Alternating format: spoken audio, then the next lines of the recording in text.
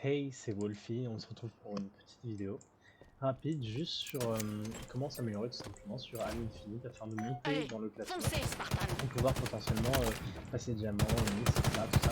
Personnellement, je ne suis pas Onyx, donc mes conseils ne sont pas divins et je suis pas le meilleur joueur Onyx. Mais j'ai quand même réussi à atteindre le rang de diamant 2 que vous 30 pourrez également secondes. atteindre très facilement, je pense, sans trop de difficulté, avec juste quelques petits entraînements et quelques petits conseils, vous allez de suite. Alors, premièrement, quittons cet entraînement. Premièrement, qu'est-ce que vous pouvez faire pour vous améliorer? Avant de vous lancer en ranked, etc., tout ça, très important, si vous faites vos parties de placement, ces parties de placement vont être plutôt importantes déjà.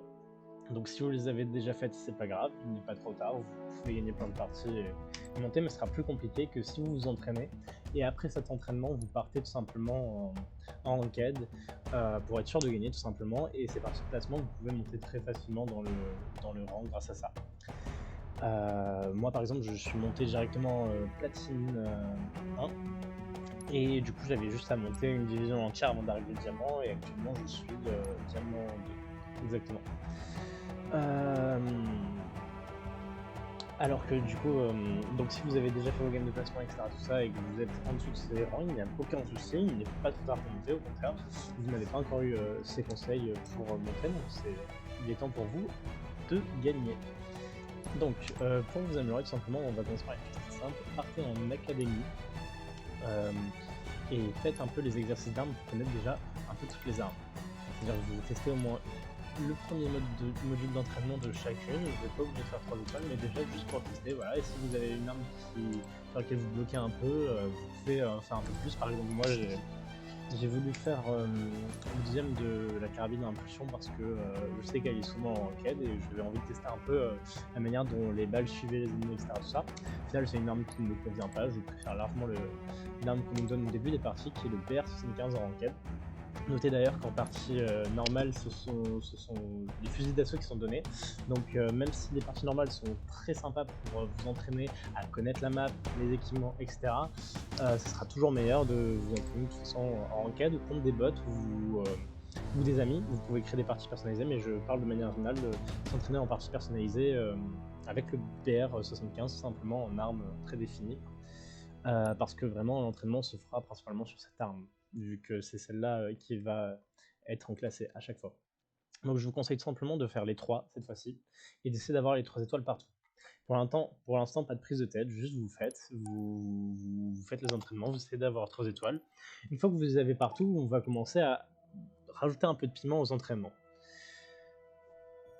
Doucement, on commence donc par le premier. Voilà, je vais pas tous les faire, mais juste je vous donne un exemple et quelques petits conseils d'ailleurs sur cette arme. Alors, j'en ai un rafale, elle tire 3 balles à chaque fois, et il faut savoir que parmi ces 3 balles, Il reste 30 secondes. voilà, normalement il faut, donc c'est des bursts, 1, 2, 3, 4 bursts. Il faut savoir qu'il faut 4 bursts pour tuer un ennemi sans on ne loupe aucune balle. Voilà, le problème est que, comme vous voyez ici, j'en ai loupé, du coup il m'en a fallu 5. À distance, il va vous falloir sûrement 5 bursts, parce qu'il y a toujours quelques balles qui partent à côté, même si on se donne un maximum. Sinon il faut viser tout simplement avec le viseur. Mais le problème du viseur, il faut pas oublier en roquette que vous êtes des vrais joueurs qui vous tirent dessus, et du coup quand vous faites tirer dessus et que vous prenez une balle, votre viseur s'enlève et vous allez devoir avoir le réflexe de le remettre, ou bien juste d'apprendre à tirer sans viser. Mais une fois de plus, quelques balles seront forcément perdues, il faudra sûrement 5 bursts au lieu de 4. Je remets juste très rapidement pour préciser quelque chose. Au niveau, on va essayer de toucher les 3 bursts, puis de mettre le dernier dans la tête. Il faut savoir que le shield, lui, que vous tirez dans la tête ou dans les pieds, les dégâts seront exactement pareils. C'est-à-dire que là, je mets 1, 2, 3, et la dernière est dans la tête, c'est bon, ça one shot. Alors que si je vise tout dans la tête, pareil, c'est 4 bursts aussi, vous voyez. Mais dans tous les cas, le bouclier n'a pas de bonus de dégâts si vous tirez dans les pieds ou dans la tête. C'est juste quand le bouclier est donc achevé, et là ici il n'a plus de bouclier, maintenant le joueur craint les tirs dans la tête. Donc vous voyez là je tire dans le corps et il a fallu 2 bursts. alors que quand il a plus de bouclier, il n'en faut plus qu'un seul de burst. Félicitations, Spartan. Voilà, si vous tirez dans la tête évidemment.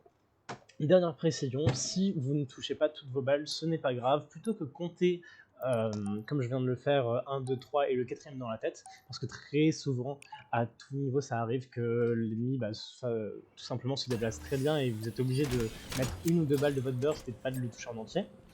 Il y a des indications Éliminez sur le rapidement bouclier. vos cibles. Il reste Regardez. 30 secondes. Donc plus il est luminescent, plus ça veut dire que le bouclier est à 2 doigts de craquer. Et une fois qu'il a craqué, vous pouvez mettre le headshot. Donc déjà ça c'est la première indication, headshot possible maintenant. Voilà, donc c'est quand il est rempli d'éclairs autour, etc. Sinon parfois on peut louper les balles, et comme vous voyez, merde, donc par exemple si je loupe quelques balles, vous voyez j'en ai eu pour plus de... 5, Je suis au quatrième burst, mais comme vous voyez l'ennemi ici est déjà un peu écrifié. Lorsque l'ennemi est écrifié, même le s'il secret possède une c'est la armure, régularité. même si l'ennemi possède une armure, s'il est déjà écrifié, vous pouvez déjà effectuer un headshot. Ce headshot one-shotera tout simplement si vous arrivez à le mettre, même si l'armure est toujours présente. Juste si elle est légèrement écrifiée, ce sera possible, voilà. Ensuite, donc première, ça c'était des infos très importantes sur le BR, car c'est l'arme que vous allez principalement utiliser et sur laquelle vous allez le plus vous entraîner. Ensuite, avant de commencer des ranked ou quoi que ce soit, chaque jour ou chaque moment où vous faites des pauses et tout, vous voulez revenir, vous faites quoi? Vous allez dans le troisième fusil de combat BR entraînement, vous lancez et vous vous entraînez un peu, au moins une fois. Pas forcément obligé de le faire plein de fois, etc. Pas obligé d'avoir 3 étoiles, mais juste le faire déjà une fois, c'est sympa. C'est toujours mieux, histoire de se remettre à niveau et être sûr qu'on est bien paré à partir en quête, parce que parfois ça peut se rendre compte qu'on loupe toutes nos balles et qu'il nous faut peut-être un entraînement de plus pour Allez, se remettre bien dans le bain. Voilà, par exemple là j'ai mis 5 bursts, mais j'ai vu que l'armure était brisée, donc je me suis permis de tirer dans la tête. Sinon c'est toujours plus facile de tirer dans le corps pour être sûr que toutes les balles touchent. Et aussi éviter que la personne se baisse. Je vous conseille d'ailleurs quand vous visez la tête, ne visez jamais le haut du casque, visez toujours le menton. C'est parce que du coup avec le recul, les 2 balles d'après iront sûrement dans la tête. Et souvent au menton, si vous le visez bien, ça c'est une partie de la tête. Donc je vous conseille toujours de viser le menton. Comme vous voyez, je vise quand même le haut du corps. 5, 4, 3, 2, voilà. Et voilà, tout simplement, quand vous faites vos entraînements après avoir fait les 3 étoiles, donc qui est un peu la chauffe, histoire de vous chauffer, quand vous faites cet entraînement, il est important de, chaque jour, enfin, si vous voulez le faire qu'une seule fois, même si vous n'atteignez pas les 20 000 points et que vous n'avez pas 3 étoiles, il est très important d'essayer de strafe et de faire quelques esquives, comme en vraie partie, c'est-à-dire que vous bougez de droite à gauche en même temps que vous tirez, vous baissez, peut-être pas sauter, sauter c'est un peu trop parfois. C'est même risqué si la personne sait très bien viser, elle sait où vous allez forcément l'atterrir. Alors si vous faites quelques gauche-droite, vous baissez un peu, la personne sera beaucoup plus désorientée. Et ici j'évite de me baisser par souci du décor. Voilà. Et vous voyez, même si je loupe quelques balles, le but c'est que j'en loupe pas évidemment, mais vaut mieux se déplacer de droite à gauche et en louper quelques-unes. En tout cas en entraînement, au moins ça vous permettra de le faire, et surtout vous allez vous habituer et au fur et à mesure vous allez plus louper comme on va le faire ici. Comme je ne viens pas de faire cette fois-ci. Mais même si vous avez moins de précision, vaut mieux s'entraîner vraiment, parce qu'au fur et à mesure vous allez tout les réussir, et j'ai presque battu mon meilleur score en vous expliquant. Et voilà, donc vous êtes quasiment prêts. Maintenant tout ce que je peux vous conseiller c'est de apprendre un peu les points de spawn. Essayer, comme j'ai déjà dit auparavant, tester un peu toutes les armes dans l'académie, afin de, si jamais vous les trouvez, savoir comment les utiliser, parce que parfois elles peuvent être bien pratiques, même s'il y a des armes que savoir lesquelles vous préférez utiliser ou vous préférez pas utiliser. Par exemple moi la carabine d'impulsion, je sais que j'évite de l'utiliser parce que le temps de déplacement, certes elle fait très mal, elle peut tuer en 3 coups, mais le temps de déplacement des balles est beaucoup trop lent pour que ce soit assez précis, alors qu'à côté le fusil d'assaut, c'est une bonne arme de corps à corps, et pareil fusil à pompe, une arme que j'apprécie fortement et qui est très efficace. Niggler également, qui explose lorsque, je crois que c'était 13 ou 15 cristaux étaient mis sur eux, mais il faut toucher les 13 15 balles.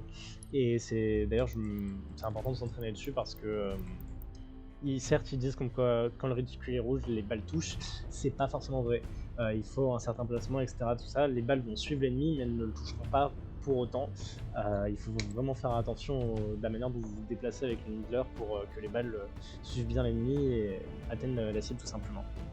Needler qui est une arme très très forte quand vous l'avez, donc entraînez-vous, et pareil sniper vous pouvez vous entraîner, bref. Testez un peu toutes les armes, même le lance-roquette est très important. Ce sont souvent des points décisifs. Le sniper, je sais que par exemple les personnes qui s'entraînent dessus vraiment peuvent changer une partie parce que déjà il y a occasion de one-shot quelqu'un avec une seule balle, c'est incroyable. Et même si vous ne one-shotez pas, en 2 balles la personne meurt et ça donne un grand avantage à votre équipe si vous enlevez rien que le bouclier.